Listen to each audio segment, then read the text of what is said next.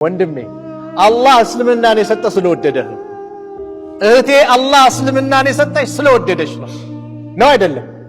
አዎ እኔ አይደለሁም ያልኩት። ረሱል አለይሂ ሰላቱ ወሰላም ሲናገሩ ሲያስተምሩን አላህ ዱንያን ለሚወደውም ለማይወደውም አላህ ይሰጠዋል አሉ። ዱንያን ለሚወደውም ለማይወደውም አላህ ይሰጠዋል። ዓለም ላይ ያሉ የሚባሉ ባለሀብቶች ስታያቸው ከአላህ መንገድ ያፈነገጡ ናቸው። ኢስላምን ያላገኙ ናቸው።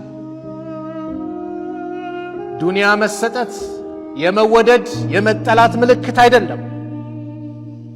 ድህነት የመጠላት ምልክት አይደለም። ዲንን ግን አሉ ረሱል አለይሂ ሰላቱ ወሰላም እስልምናን ኢማንን ግን አላህ ለሚወደው እንጂ ለማንም አይሰጥም አሉ። ወንድሜ አላህ ወዶ የሰጠህን ዲን ተጠቀምበት።